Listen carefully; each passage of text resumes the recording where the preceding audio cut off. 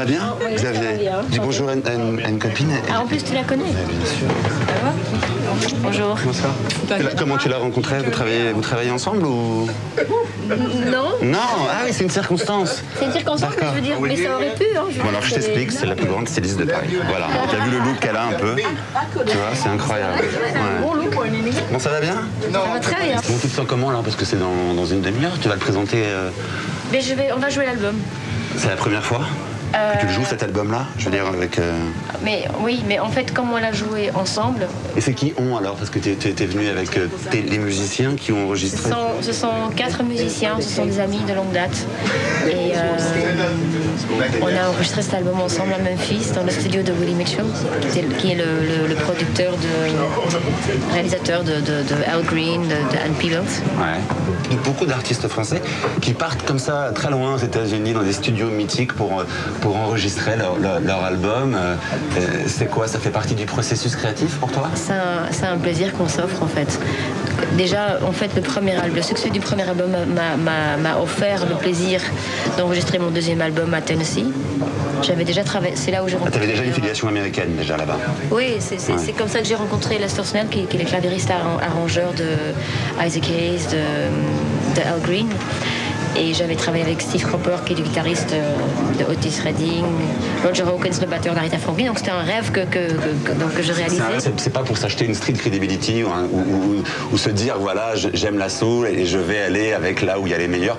Parce que parfois Non, mais je crois que c'est une évidence chez moi, parce que je veux dire, ça fait une histoire qui dure. C'est rassurant. Et moi, je veux dire, je ne suis pas là en me disant il faut que je chante comme Aretha Franklin. Je veux dire, je suis comment dire. Ça te rassure?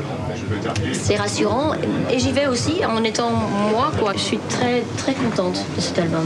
Et je sais que longtemps on t'a comparé à Vanessa Paradis au début. C'était une longue histoire, ça. Ouais, c'était une longue histoire, mais le temps a passé depuis et c'est quand même satisfaisant. Même les mauvaises langues, je me souviens t'appeler la Vanessa Paradis du pauvre à l'époque. Entre-temps, je suis devenue chevalier des arts et des lettres. Quel chemin? Ceci dit, je n'ai rien contre Vanessa Paradis. Je veux dire, les gens, quand on débute, je veux dire, on essaye de placer les gens, et je veux dire, qu'est-ce qui est le plus facile à faire? C'est on a cherché la fille qui a aussi les cheveux longs, et qui avait j'ai un timbre qui est un peu sucré. Ça t'a blessé ça au départ d'ailleurs? Oui, c'est pas drôle. Je trouvais que c'était un album très judéo-chrétien finalement, où il y avait, on parle du fruit défendu, on parle de la fidélité, on parle voilà, c'est un album. Mais voilà, c'est ça, je veux dire, on parle toujours d'engagement, et les gens me disent est-ce que c'est le rôle de l'artiste d'être engagé? Moi je trouve que c'est le rôle de l'être humain d'être engagé. C'est un album aussi qui traduit tes peurs.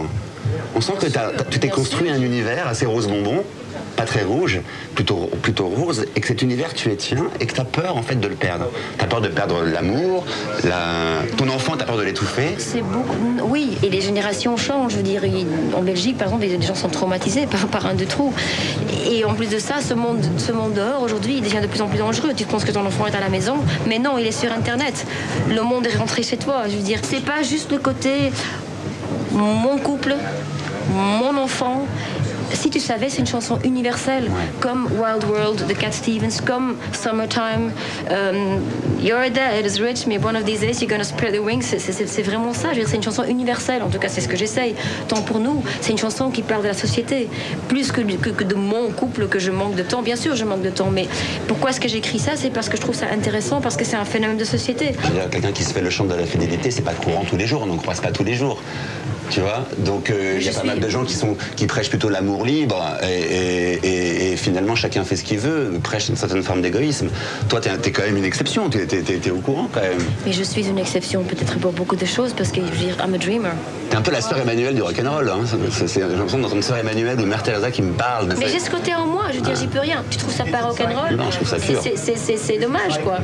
Mais je suis qui je suis. Il est peut-être là le vrai rock'n'roll, justement. Une utopiste. Et sincèrement, je me trouve plus rock'n'roll que des gens qui n'ont pas d'idée et qui s'en foutent de tout. Donc je me trouve assez rock'n'roll.